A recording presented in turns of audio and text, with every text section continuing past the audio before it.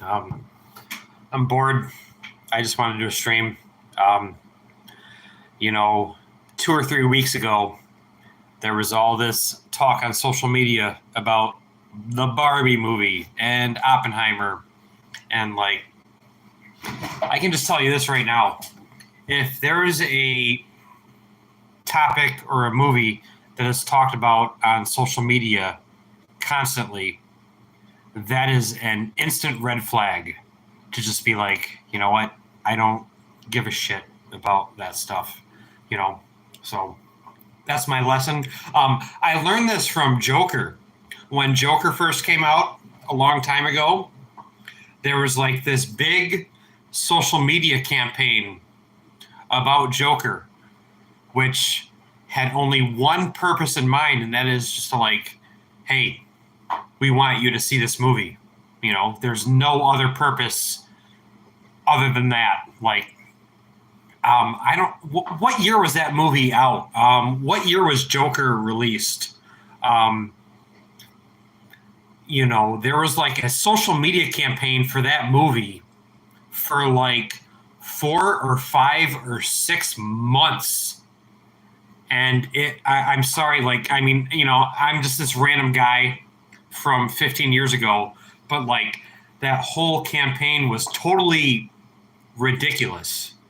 And I started to like see some similarities with that, with Barbie and Oppenheimer and shit like that, right? So all I can really say is like the movies that I have watched in like the last 5 years that I've really enjoyed, and that's really all I'm going to get at here. And if you know me pretty well, like, you're gonna realize like all these movies are like really old and kind of lame. But like, why don't we just get through this like real quick? Because I don't want to make this like a big thing. I want people to like actually watch this or whatever.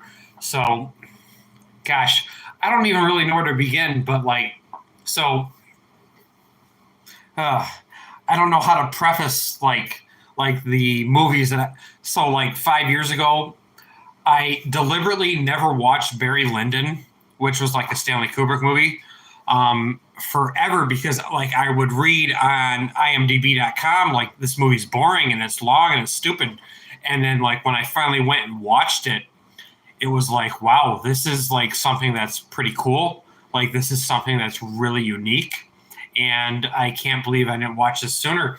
There, and then that Beatles Get Back documentary came out like what was that, 2 years ago? And I watched that, and there was a reference to The Third Man, and that's like a very popular like British film from like the late 1940s. And I watched that and thought like, wow, like this is like a really good movie, you know. And then gosh, it's like it's almost like shameful to like admit some of this stuff, but like then I watched like The Deer Hunter a year or two ago with Robert De Niro, and made by like some kind of like random director. Like, okay, so he's not like a bad director, but like he was a director that like kind of wasn't like a huge name. So like when I watched Deer Hunter for the first time, like I could tell I don't want to. I mean, I didn't really like expect, like, I didn't want to like make like jokes about this, but like the first time I watched The Deer Hunter with Robert De Niro, and who else is in that movie? Christopher Walken. Like, you could just tell, like, the first time Quentin Tarantino watched this movie, he was just like, like the whole, like half the whole movie, right? Because like you can tell, like that movie is like right up his alley. And the first time I watched that movie, like I was blown away, especially by the Russian roulette parts. Like, so I never really like heard. So to tell you this about The Deer Hunter with Robert De Niro, like I could tell you this, like, I heard a lot about that movie when I was growing up, and I heard like this is like something you need to see, but like it's really hard to get through that first 30 or 45 minutes, right? Like you have to get through that introduction in order to get to the good stuff, right? So, you know, the first couple times that I tried to watch this, I've never seen like the whole entirety of Platoon, but like, you know, because like the beginning is boring, and I think like the same thing because this is a Vietnam War movie too. Like when you watch The Deer Hunter, you're just like, what the fuck is this? You know, the first 30, 45 minutes that you watch it, but like, man, if you can just like hold out for those first 30, 45 minutes and get to the later parts, like it's worth it. Um, you know, like there's the whole middle, you know, I've said this a long time ago, like if you can get to the middle section of a movie and it's like something that is entertaining, then you know you're like watching something that is pretty good, right? Like you have to get like I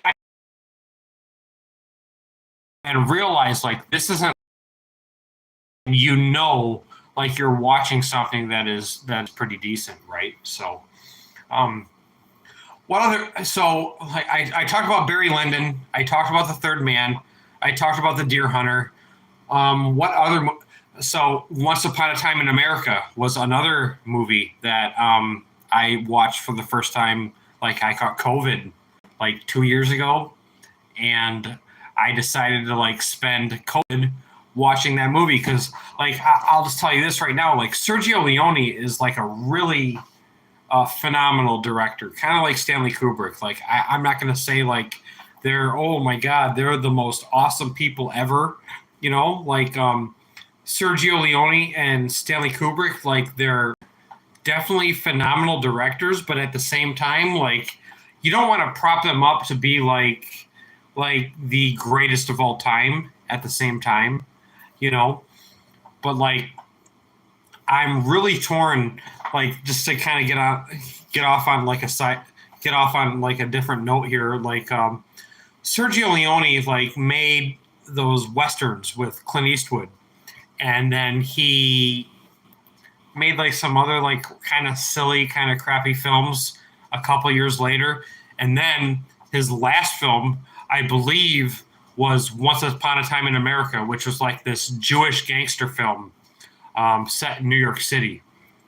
And like, you know, it's hard to kind of like judge that film versus The Good, the Bad, and the Ugly, because The Good, the Bad, and the Ugly was like this fun kind of Western film, you know, like which like, you know, obviously it was set in the Civil War.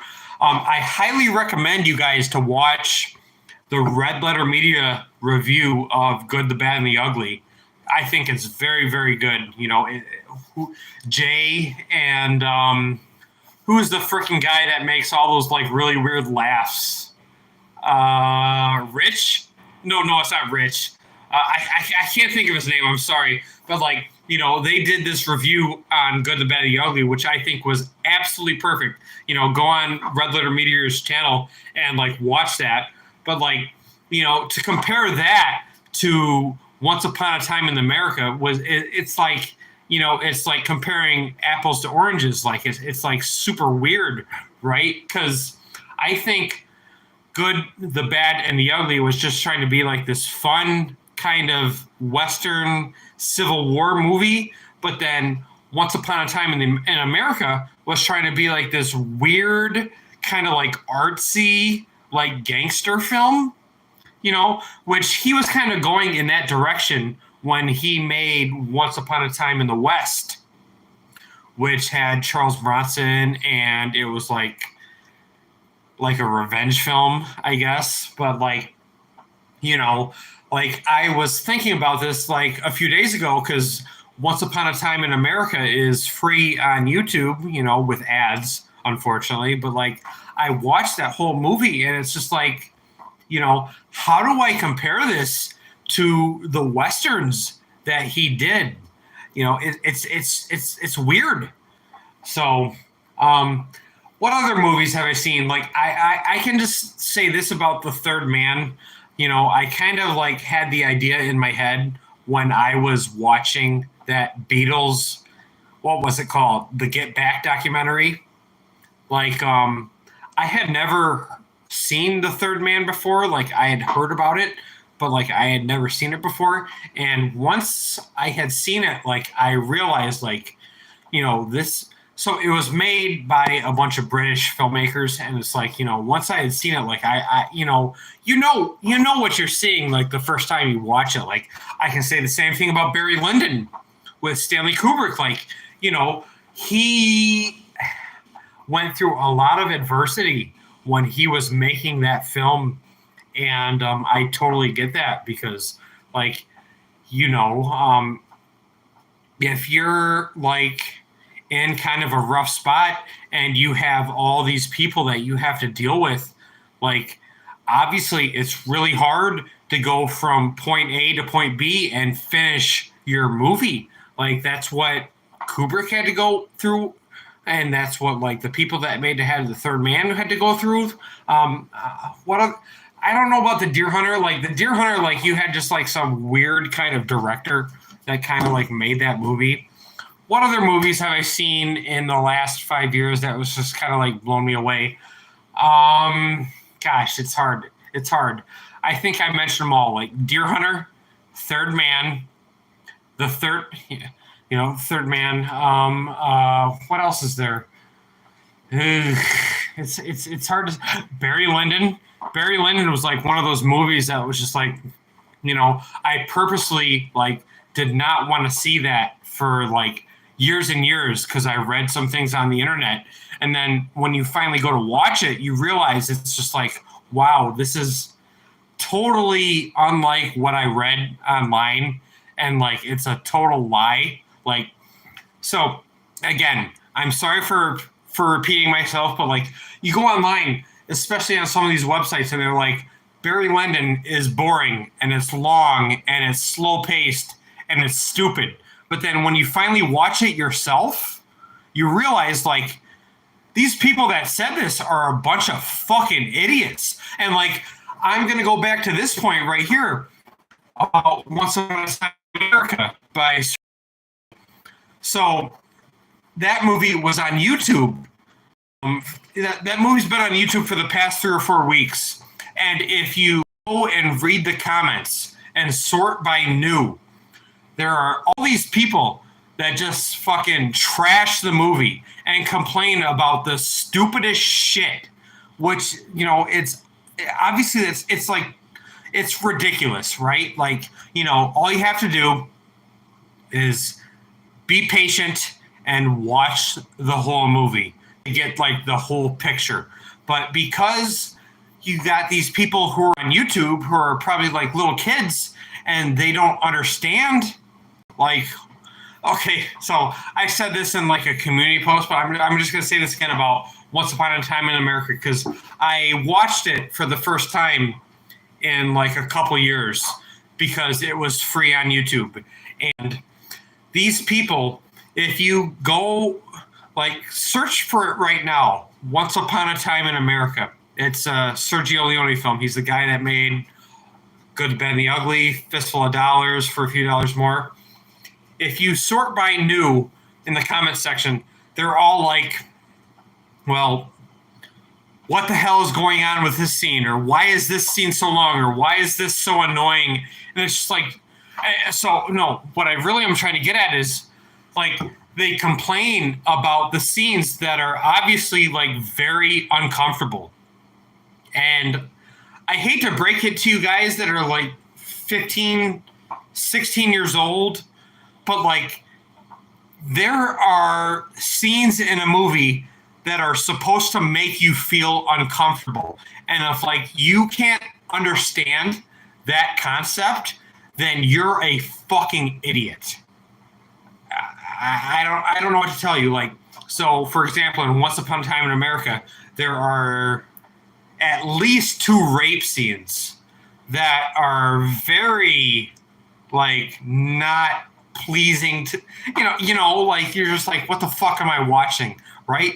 But like the whole point of that shit is because they're trying to make you feel like out of your element. And if you can't understand that simple concept, then I'm sorry, you're a fucking idiot, right? So what other movies have I seen lately? I don't know. It's hard to say. Like I told you about Barry Lyndon. I love that. Like Stanley Kubrick. I don't know. Like Stanley Kubrick. Like he got killed because he was gonna say things and Eyes Wide Shut and like oh my God, he was going to expose them all. You're a fucking idiot if you think that shit, right? Like oh yeah, like Stanley Kubrick was a liberal Jew who fucking made a bunch of like so he was gonna make like these other movies that were clearly like obviously like okay so like if you heard the description of them like you would know like they're gonna be fucking trash, right? But like I don't know like I don't want to get into like the conspiracy stuff or like get into that like too much, but like you constantly read over and over again that he was gonna expose all the pedophile elites with Eyes Wide Shut and like, dude, he was a liberal Jew who wanted to make like all these fucking like Holocaust films and like Napoleon films. And it's like, if you believe that, you're a fucking retard. I'm sorry. I'm just gonna be like straight up honest. So I don't know. I still think he's my favorite director of all time. I think Stanley Kubrick and Sergio Leone are like 1 and 2. I don't know who to put 1 and 2, because I mentioned the Red Letter Media videos about Sergio Leone, and apparently, like when they made The Good, the Bad, and the Ugly, he would play music on set while they were filming, and it's like that's like craziness because like the point that Red Letter Media made was like that like totally screwed up the pacing and like kind of like made things like confusing, which I mean hey, if it worked, it worked. Like, I was on Twitter the other day, and somebody was complaining about the airboat chapters in Half-Life 2.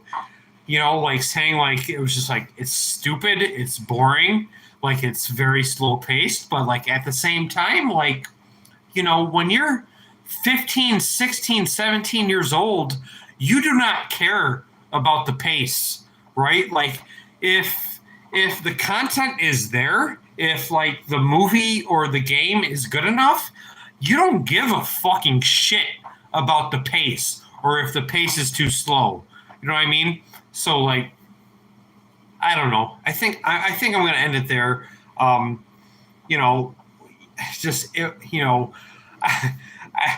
going to go off on like a totally different like random tangent, but like when I was a 13, 14-year-old kid and I was playing Half-Life 1 for the first time, one of my biggest gripes about it was the fact that like you didn't get to see topside or the outside world enough. Like you just had to fucking kind of like sit in a basement for the longest time. Like you didn't really get like the whole scene.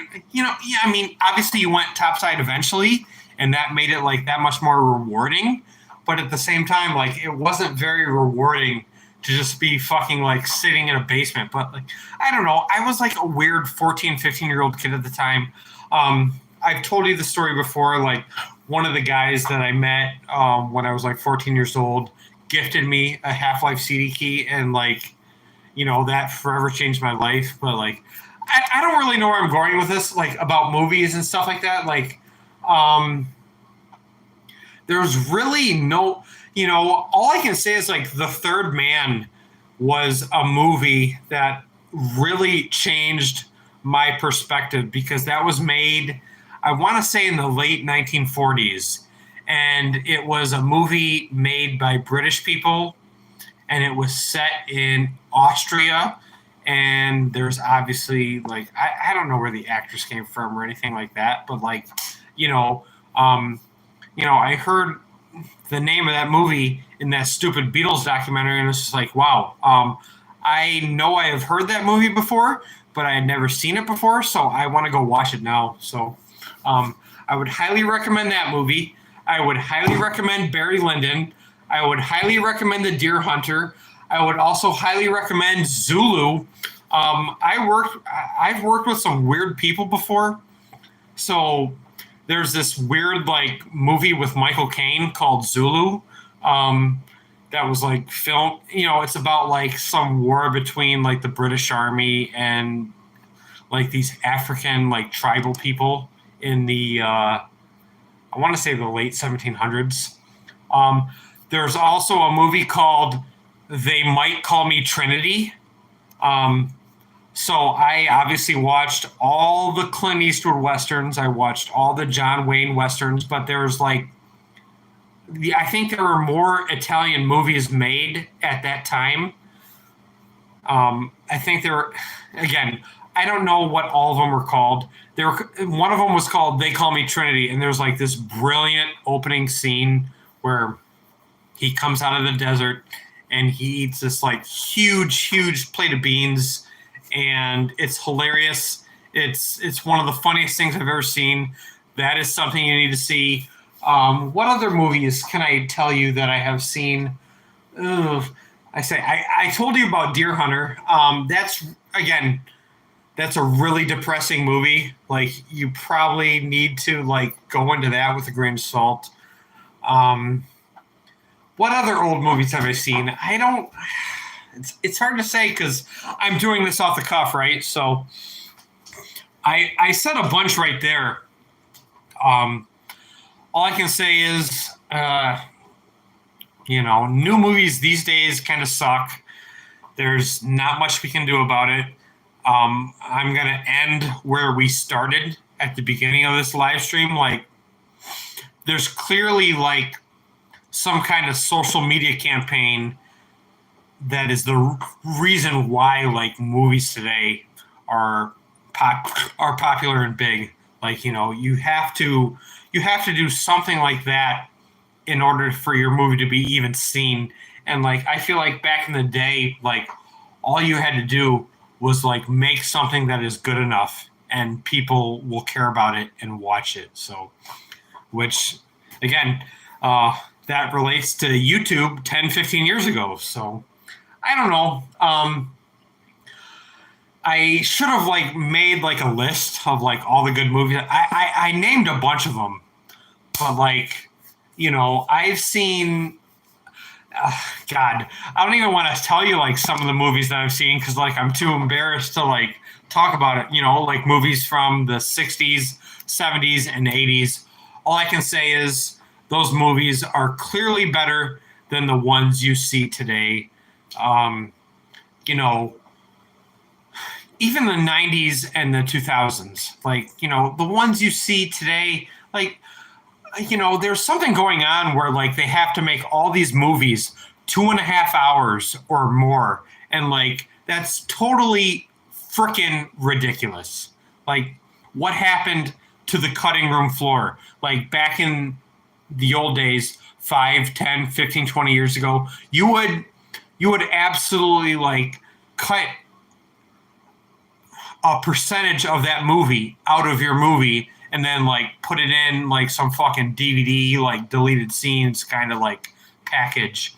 And that doesn't fucking happen anymore. Like that, like it seems like Rocco from Mego 64 said the same shit. Like every movie has to be like 2.5 hours or more. And it's just like, that's totally fucking unnecessary. So I don't know. I don't want to tell you, like, I think, like, my top 5 movies of all time has kind of, like, changed in the last 5 years. But, like, I don't know. It's so hard to kind of, like, come up with a list now, especially with all the bullshit that is out there today. So, I don't know. That's it. I really don't have anything to say about movies other than, like, like, just make them shorter. Like, there's no reason for 75% of these movies to be 2.5 hours long or more. Like, that's fucking ridiculous. So we'll see you later. It's nice talking to you guys. Have a good night.